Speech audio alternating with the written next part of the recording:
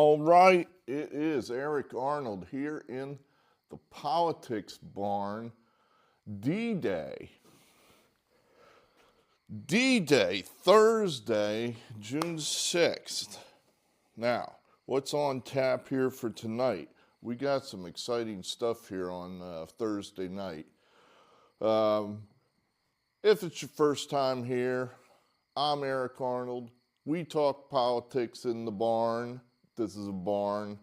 We're located in the swingiest of swing states, ground zero for the 2024 election, Pennsylvania, a state both sides must win.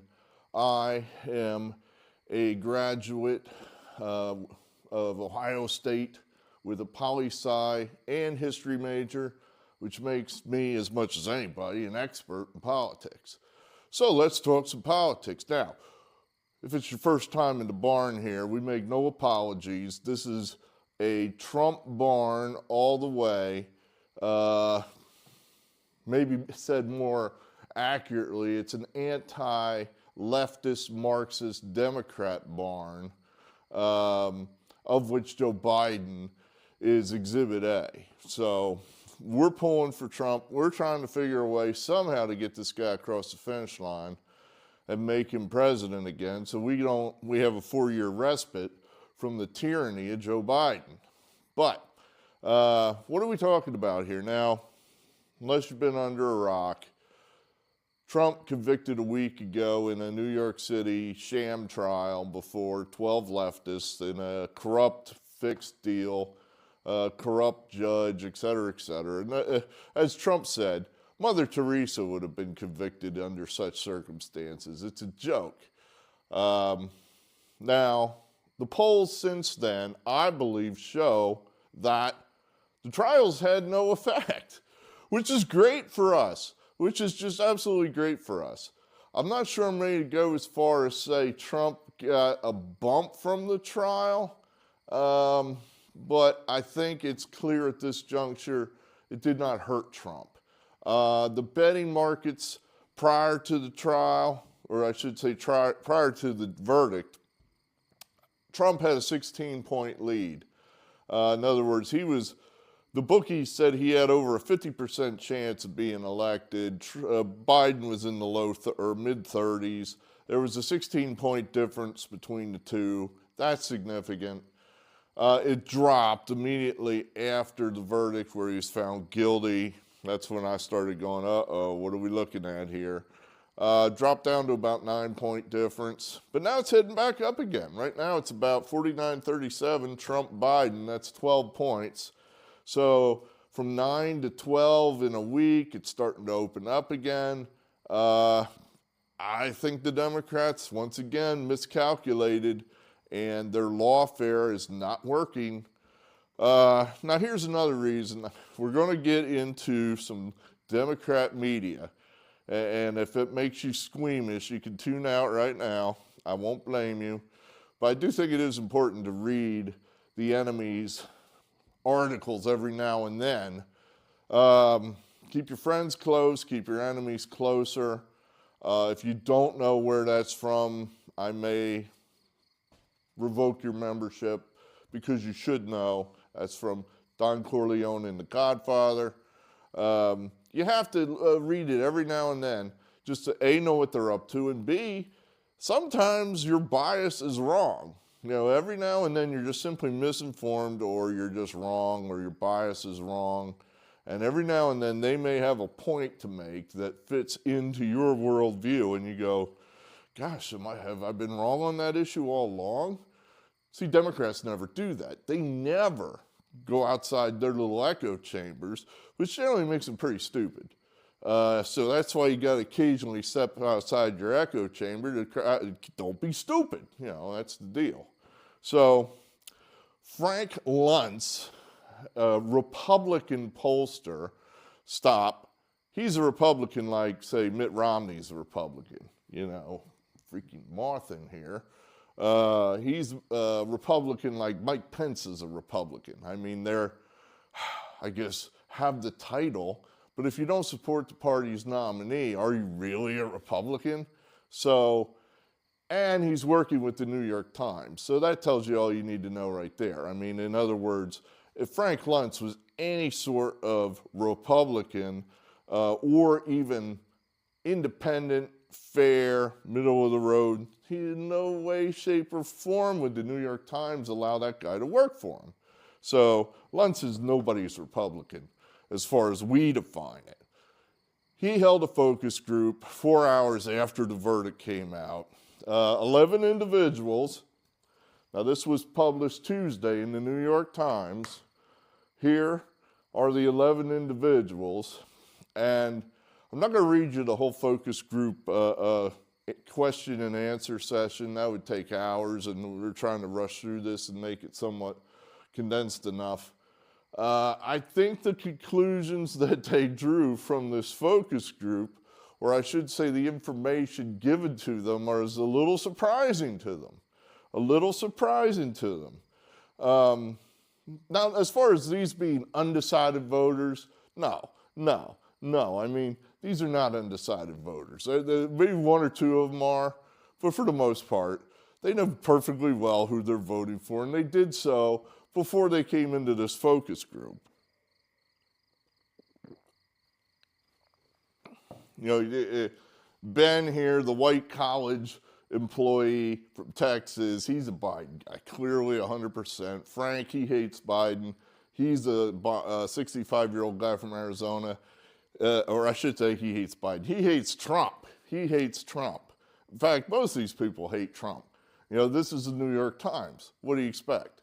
Hillary from California, a social worker. Who do you think she's supporting? James from Iowa, white guy, that's a Trump guy. John, 58, white guy from Pennsylvania, should be a Trump guy. This guy, Jonathan, 37, from Florida, black guy, an operations manager.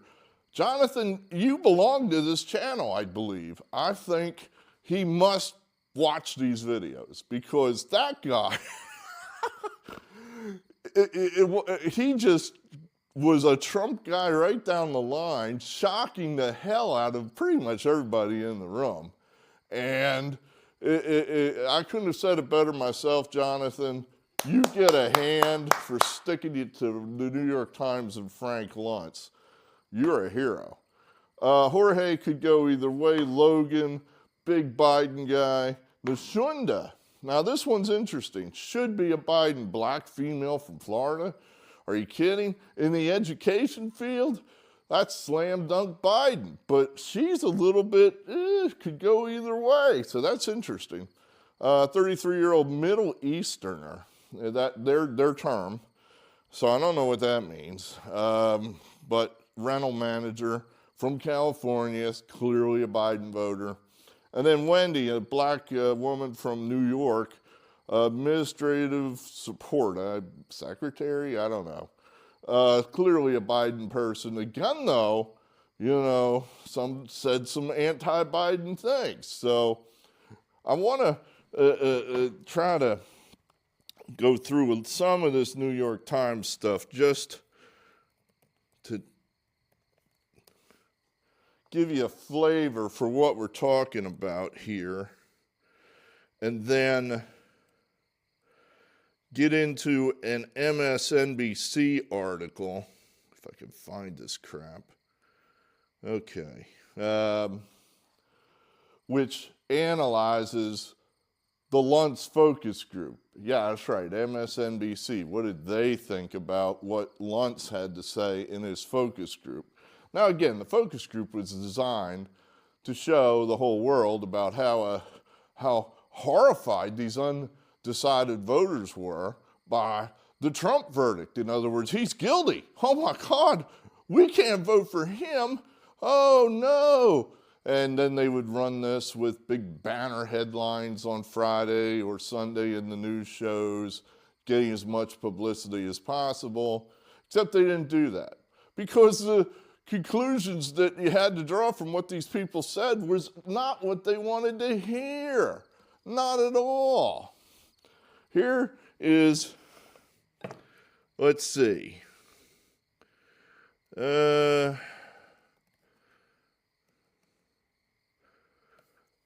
Okay.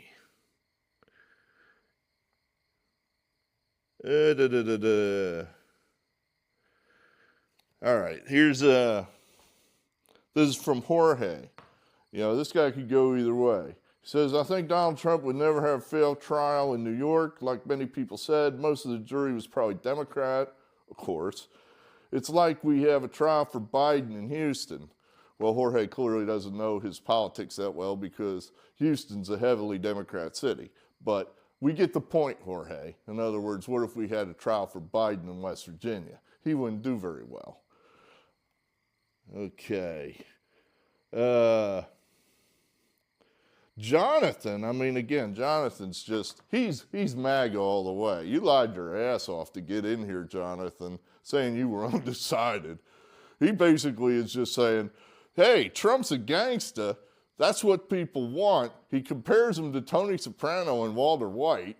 And he's just basically saying this guy is an anti-hero, a guy that's going to cut corners, do whatever he thinks he needs to do for the people that he supports or that support him.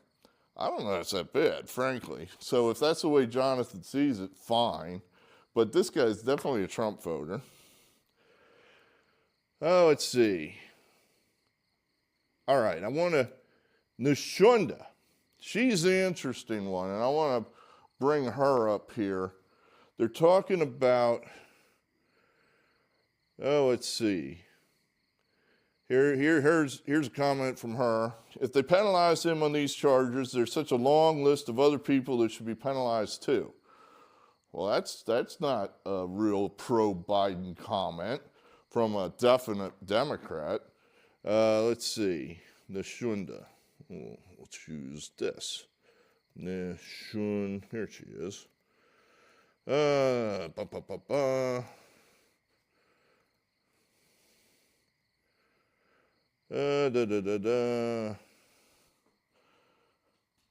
Basically the same with Jorge. Jorge just got done saying the trial was basically rigged. Nishunda says, basically the same with Jorge, i.e. I think the trial was rigged. It just seems like with the timing of the trial and everything right before the elections, it's just a little off-putting for them to go to this level. Whoa, that's kind of scary there if you're a Democrat when your core constituency, a black female, is saying that? Whoa.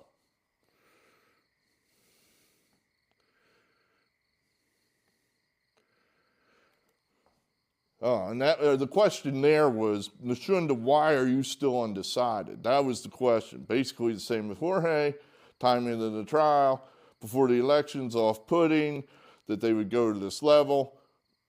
You're linking the fact that they basically had a sham trial to why you're undecided, and you're a black female Democrat? That's not good for you Democrats. All right, let's see what else Nishunda has to say. Now, she talks about the economy. What's your biggest issue? Nishunda, the economy, specifically inflation. Uh-oh.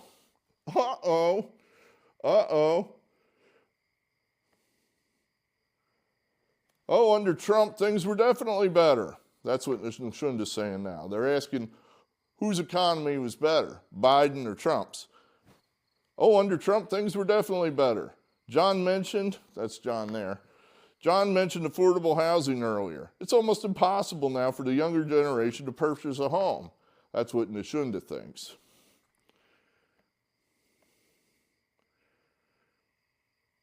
Okay, and all right. So, this is a core voter here for the Democrats. Wendy, another core voter for the Democrats, a black female from New York.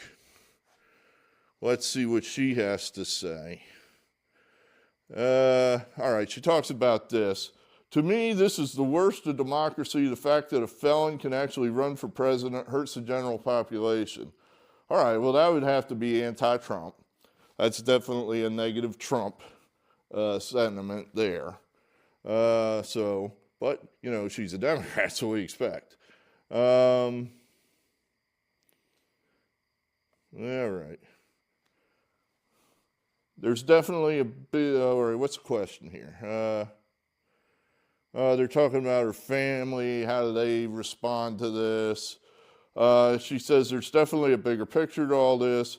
I do respect the fact that he, Trump, fights for himself and doesn't back down. I'm not like him in a lot of ways, but I also respect him. She respects Donald Trump? A core Democrat voter respects Donald Trump? What? With all the BS that he puts out there, he does throw some truth out there also. What? A core Democrat voter respects Donald Trump and says he does tell the truth occasionally. Whoa! That's bad news for the Democrats right there. All right, let's see with, further Wendy talks about the trial. James, the Iowa guy, says, trial didn't affect me one way or the other. Wendy says, I agree with James. Whoa, didn't bother to think the trial hurts Trump. That's not good. And her big issue is immigration. When she piped up, said, what's your biggest issue? She said, immigration. Ooh, that hurts. So then, let's see if we get this right.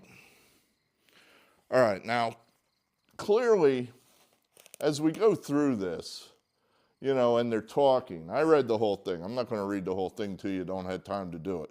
But it's clear that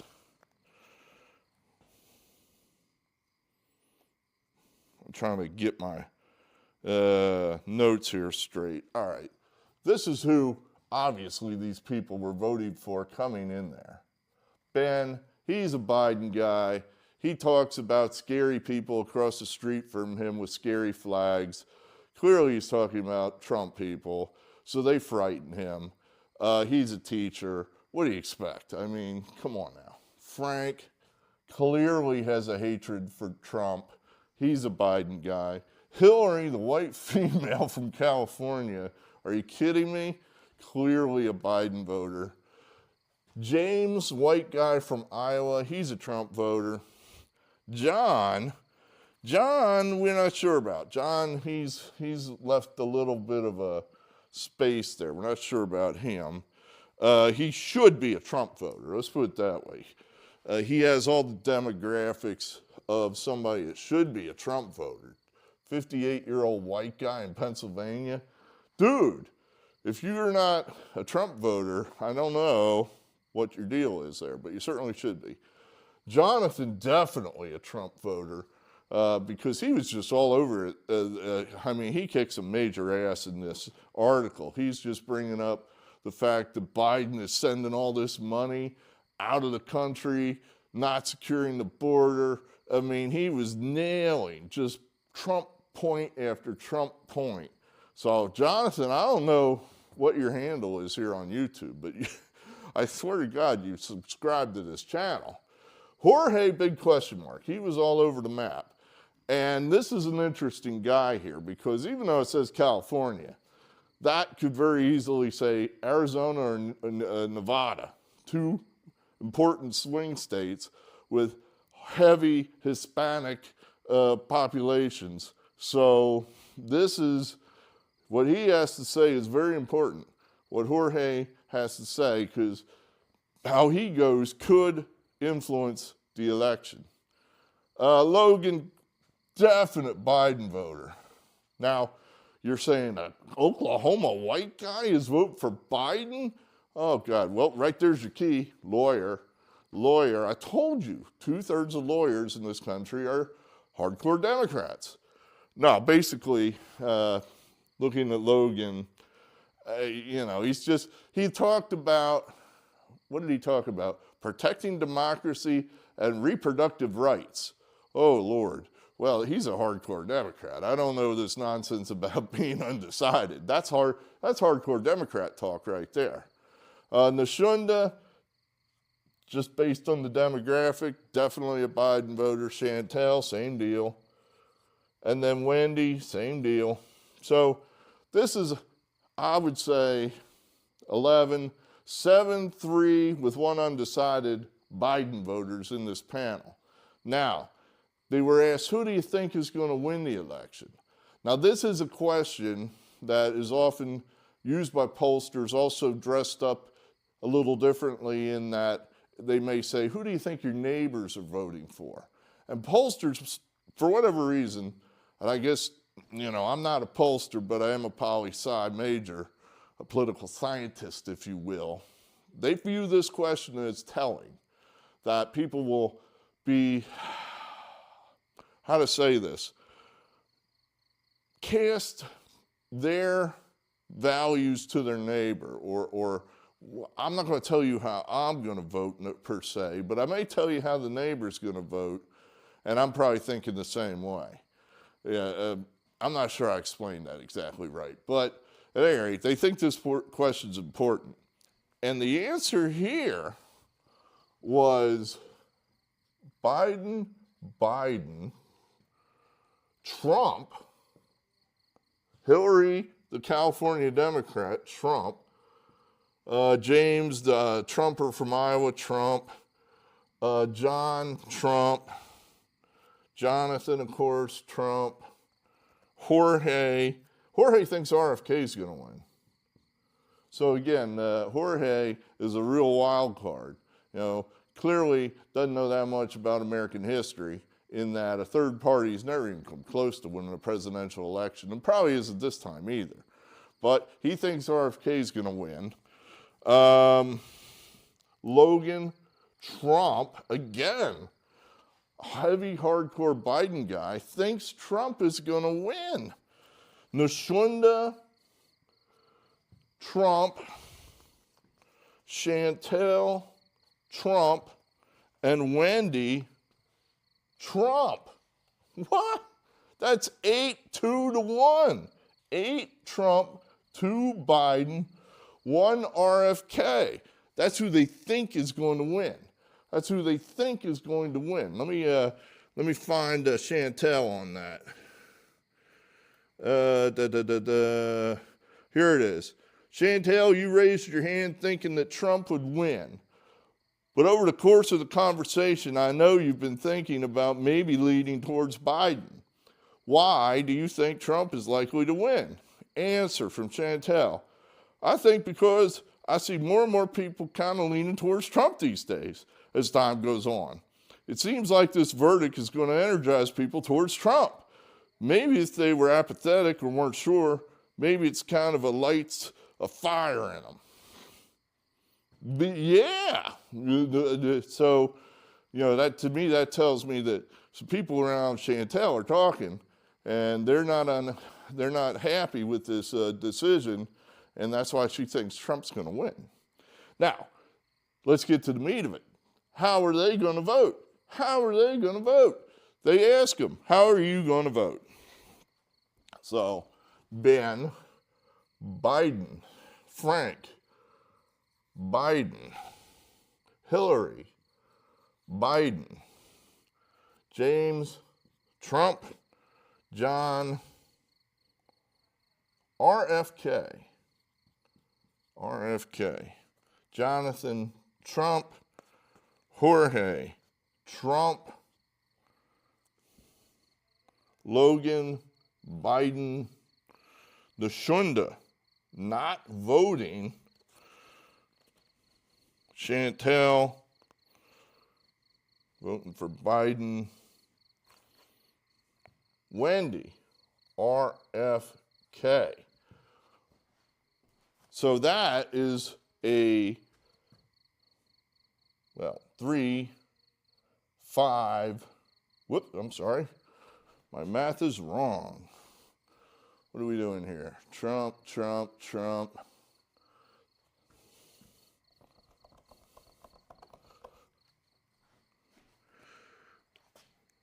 Think we'd have this a little more professionally done, right? Oops, where are we? Here we are.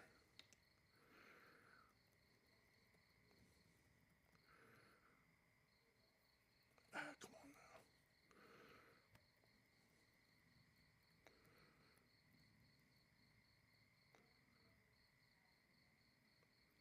There we are. Okay. So we got 3 for Trump, 5 for Biden, 2 for RFK, and 1 not voting. Now you're saying, how is that good news? Well, like I said, this was a 7-3-1 split of Biden voters. So the fact that Trump could even hold his 3 in this are pretty good news. The fact is that 7 of the Biden voters, he's only getting 5 of them. 2 of them are off the reservation. And then 1's not even voting. Nashunda, not voting, that is a Biden voter if there ever was a Biden voter. I mean, the entire Democrat Party is made up of black women practically. So her off the reservation, ooh, boy, that's bad news for them. Another black female, Wendy from New York, another core constituent of the Democrat Party, says she's going to vote for RFK. Wow, that's bad. Now, I think what is going to happen is you're going to have Wendy here, the hardcore Democrat, will vote for Biden. She will. Everybody says they're voting third party now, but as you get closer to crunch time and it's down to the nitty gritty, people generally make that calculus of, do I really want to throw my vote away? Come on, I can actually make a distinction here. And most people can, one way or the other, rightly or wrongly. So she'll make a distinction. She'll come down for Team Biden just because that's what she knows. But I do think that John here, our swing voter from Pennsylvania who's talking RFK, I think he'll come home too. And I think he'll come home with Trump. So only these numbers are going to be 4, 6, 0.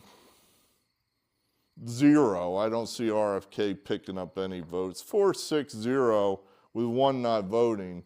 I think that's a win there based on this Democrat pool of voters. Jorge's probably the biggest one here. He was all over the map. They asked him a question early in the focus group about what he thought about the whole thing. And he said, well, I think I got to come down with RFK because of this trial thing. By the end of it, they asked him who he's voting for. He raised his hand with Trump. So he changed his mind within 30 minutes. I think that's just how that's going to go. Guys like Jorge are going to come down with Trump. They just are. That's what I think.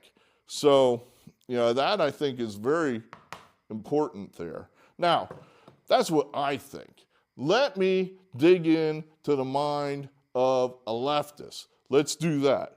Again, this might be frightening to a lot of you people, but, hold on. You'll be all right. You're not going to die.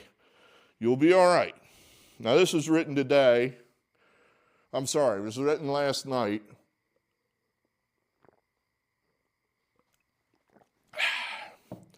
By Zishan Aleem. Zishan Aleem. He is an MSNBC opinion writer / editor. So he's a wheel with one of the most corrupt leftist media organizations that are out there. So we kind of got to read this with a little bit of a grain of salt because you never know what's true and what's not true. And this guy has a Marxist viewpoint of the world. So we begin. Last week, 4 hours after Trump received his felony conviction of falsifying business records, the New York Times and Republican pollster Frank Luntz conducted a focus group with 11 undecided voters from across the country to understand why they're still not sure who they're going to cast their ballot for in 2024. The riveting result, published Tuesday, stopped the presses right there. Why was it published Tuesday? I mean, they did this thing Thursday evening after the verdict. It took them Friday, Saturday, Sunday, Monday to polish the piece and get it ready to go. No, they didn't publish it because they didn't like the results. So they just kind of hid it and buried it and threw it out there Tuesday. You're lucky they threw it out there at all. But we go back and we continue. The riveting result, published Tuesday, allows us to briefly peer into the minds of some of the most coveted but poorly understood parts of the American electorate. And while these voters' words should humble political prognosticators on both sides of the aisle, I found that a lot of the conversation was particularly concerning for Biden. Holy shit! I agree with an MSNBC guy. What? Oh my God, is it? No. Oh, the world's still out there. I don't know if hell froze over or not, but I don't know. All right, we continue. In addition to being undecided, the participants all had supported or been open to former President Donald Trump and one of his opponents, Hillary Clinton or Joe Biden, at least once in the 2016, 20, or 24 elections. Let me stop there. Now, this I found interesting in that Trump hater Frank, Trump hater Logan, and Hillary all voted for Trump in 16. Frank, Hillary, Logan, these are hardcore Biden people, all voted for Trump in 16. And I was like, how is that possible? Here's my rationale on that. Now, I don't know if a lot of people know this. I'm going to tell you, it is what it is. I voted for Hillary Clinton in 2016. I did. I know I'm not proud of it. Stop throwing things at your TV or your computer screen. But I did. I just thought Trump is just too much of a wild card. I have no idea what this guy's going to do.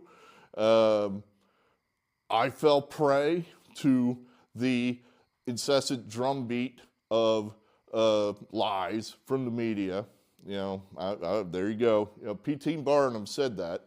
You can fool some of the people all the time, and you can fool all the people some of the time, but you can't fool all the people all the time. Well, I was some of the people back in 16. I got fooled. Trump, as it turned out, was a good president. Not a great president, and he certainly fell down over the pandemic. But prior to that, he was a very good president.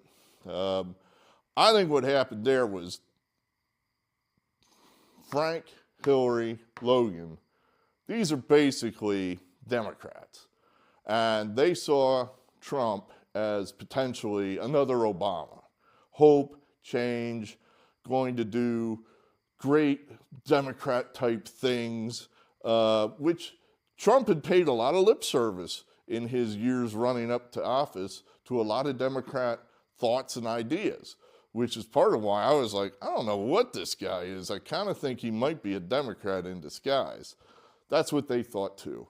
So once Frank, Hillary, and Logan discovered this guy is not a Democrat at all, then they jumped ship.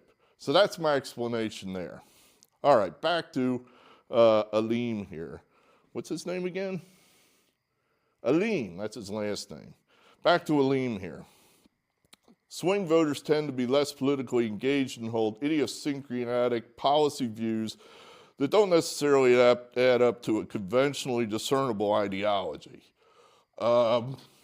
I.e., my brother would probably vote for a candidate that worshiped the Philadelphia Eagles. If Donald Trump, I'm probably going a little too far, but if Donald Trump simply worshiped the Philadelphia Eagles, he would probably vote for him, despite the fact that he otherwise hates him. That's how people think sometimes. So that's what Aleem means there. And in this election cycle, many of them are defined by their distaste for both candidates. In this focus group, those tendencies were on full display, with participants panning both Trump and Biden and taking counterintuitive positions on candidates they once favored. You know, in other words, they're saying, to Aleem, some of the thinking being said here doesn't make sense. Well, you're a Marxist, so yeah, you might, as the guy makes a pro-Trump point, you're probably like, oh, that didn't make sense. But anyway, let's go further. More than anything, the conversation was a reminder that the swing voter is profoundly unpredictable. But the conversation made clear that Trump's felony conviction is not a slam dunk for Biden. We already knew that most of Trump's base, that's us, is unfazed by Trump's legal troubles. But what's interesting is how voters without a firm commitment to either candidate split on the issue. While two participants described Trump's conviction as disqualifying in their eyes, another two said it was Biden, that's in italics, he's so shocked, said it was Biden who looked worse after the verdict. That's not a shocking viewpoint at all, but these guys are shocked by it just because they cannot imagine that an American voter might look at that and go, this is completely unfair. This is banana republic bullshit, and I don't like it. They can't imagine that because they're the ones doing it. They thought everyone would love them. John, remember we talked about John here. John, a 58-year-old white Pennsylvania voter, said that Biden was off the table for him because he didn't like how Biden responded to the verdict, explaining that, quote, Biden looks ungracious and looks incredibly weak to me, unquote. And Jorge, a 52-year-old Latino voter from California, said he agreed because Biden, quote, has dirty hands on this, and that, quote, they need to do something to influence the voters, something like this, so we can win the election, unquote. Whoa, Jorge. Jorge sees that this is a rigged deal designed to steal the election. Uh-oh. Back to Aline. Both voters seem to believe that Biden was either somehow behind the trial or unfairly exploiting it, and that made him less favorable in their view. And one participant, Nashunda, a 36-year-old black voter from Florida, didn't go quite as far, but seemed upset by the notion that the trial was a political exercise. Quote, it just seems like the timing of the trial and everything right before elections, it's just a little off-putting that they go to this level, unquote. When asked by the pollster whether the verdict increased or decreased their trust in the legal system, nobody raised their hand to say it increased their trust. Interesting, not even the hardcore Biden people. 4 people raised their hand to say it decreased their trust in the system. Another takeaway, Trump's outlaw status could help him with swing voters. Typically, one thinks of Trump as impressing his most hardcore supporters with his self-comparisons to the gangster Al Capone or his open confessions that he plans to break the rules and be a dictator for a day. Okay, that's just MSNBC lying. Trump is just being Trump there and trying to be funny. He has no intentions of being dictator for a day. And even if he was for a day, what the hell could you get done in a day? So that's just MSNBC throwing their, idiotic viewpoint in there. Back to Aleem. But the focus group suggested that even non-Trump partisans who either once found him appealing or still do find Trump's transgressiveness to be a positive trait. In one of the most striking exchanges of the focus group, Jonathan, a 38-year-old black voter, says, you have to remember why Trump is the choice of millions of people. Trump represents a shock to the system. His supporters don't hold him to the same ethical standards. He's the anti-hero. He's the soprano, the Breaking Bad, the guy who does bad things, who's a bad guy, but does them on the behalf of the people he represents, unquote. Jonathan. At this point, 3 other participants chimed in that that's why they voted for him in 2016. In both those shows, Tony Soprano and Walter White are revealed to be remorseless, selfish sociopaths. One way to look at this is that as with many cultural works featuring so-called anti-heroes, many people miss the point about the moral arc of the story, overlook the charismatic individual's deep flaws, and are seduced by their appetite for breaking rules. Again, what's important to note is that Trump has that effect even on some people who aren't totally drunk on the MAGA Kool-Aid. So, that's just a nice little shot at us because we're too stupid to see that Trump's evil and we support the evil guy because we're stupid and evil.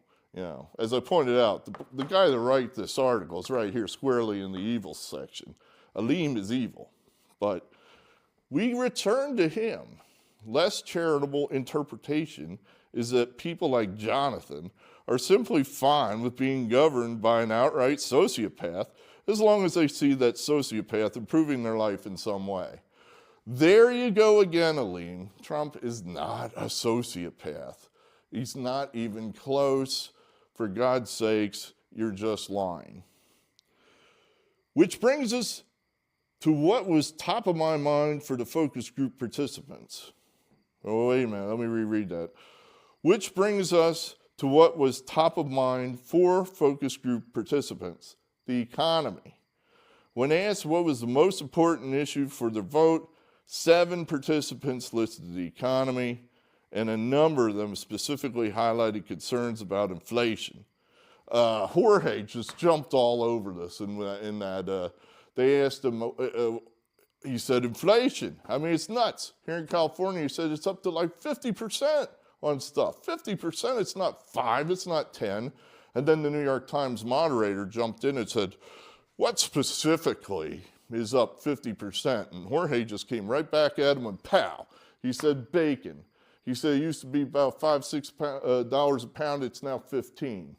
It's like, holy shit, thank God I don't live in California, but then I'm not a moron and I would never live there.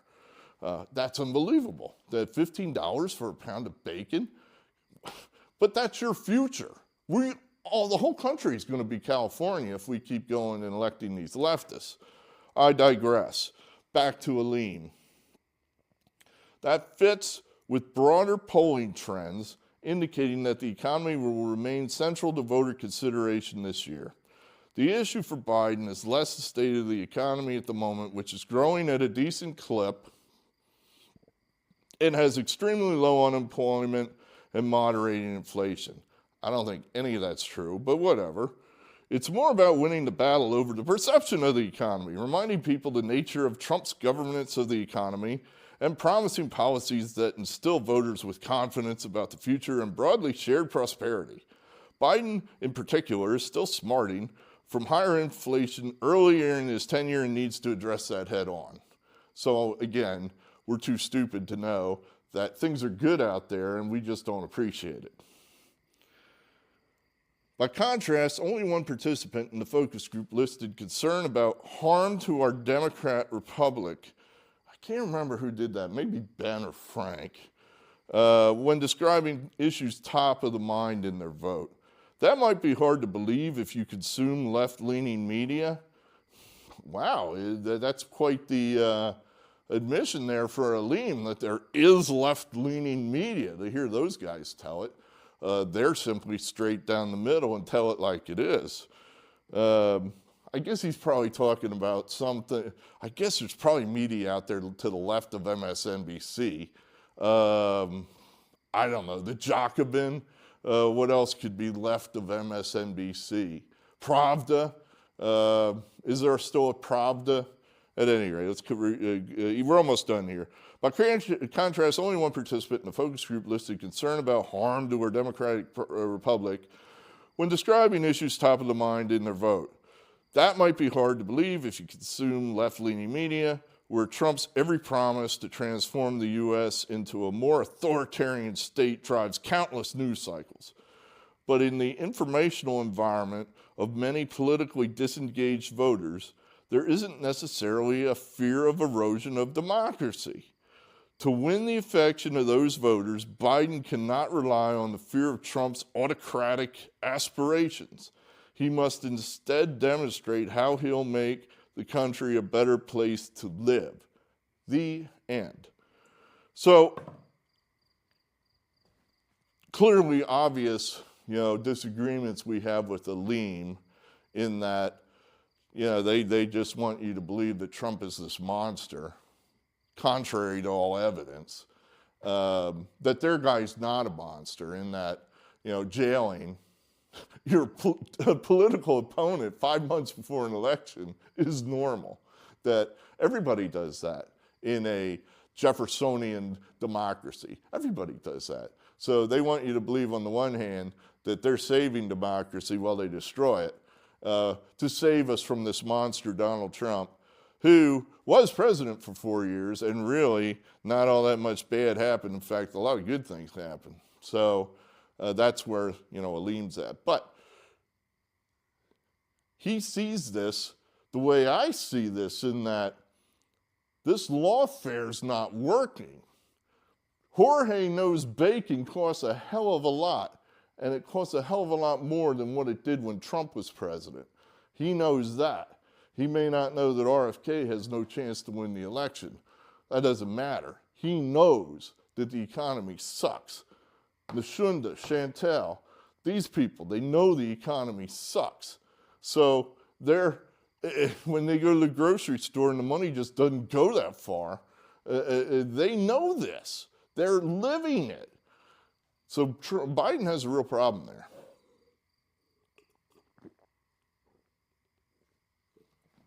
Furthermore, this kind of confirms the trends I've been seeing.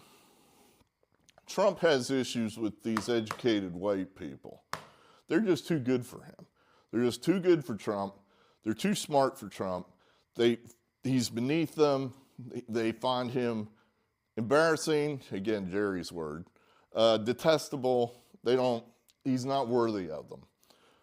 Some of these other people, though, that would be reflexive Democrat votes normally are starting to look a little closer at Trump, going, why do they want this guy not to be president so bad? I know things ain't going great right now, and this other guy was in there, and they're trying to tell me what a monster he is. I don't know he was that much of a monster when he's in there. So right now, Trump has a winning argument. All he has to do is just keep running the 4-year Reagan question. Are you better off now than you were 4 years ago? And that's a winner. As long as Trump can stay on that message, and this is Trump, so God only knows, but if Trump could just manage to stay on that simple message, it's a good chance he's going to win. Now, what are the Democrats going to do? I keep thinking at some point they might just give up and just say, all right, let's just come back in 4 years and start over. That's the way normally it's done. The Democrats have shown no reason that they would do that. They haven't done that. I mean, they haven't done that for the last 2 cycles. They haven't played fair. They haven't played fair even remotely. So I don't know. Drop out Biden at the convention and throw someone else in there, start a war in Europe. All topic for a future episode. But the conclusion we have here is that the trial didn't work. I don't think it's going to work. In other words, I don't think the more people hear the term convicted felon, convicted felon, convicted felon, they're going to have a viewpoint any different than they've had in this past week. It didn't move the needle on the polls. Trump's still ahead. I think these assholes, these Democrat jerks, are getting nervous. Good. Let them sweat for a while. Maybe they'll even lose. How great would that be? I'm Eric Arnold. I believe in free speech. I'm going to use it while I can. And hopefully, this election will turn out the way we hope it will. But we'll talk again. Signing off.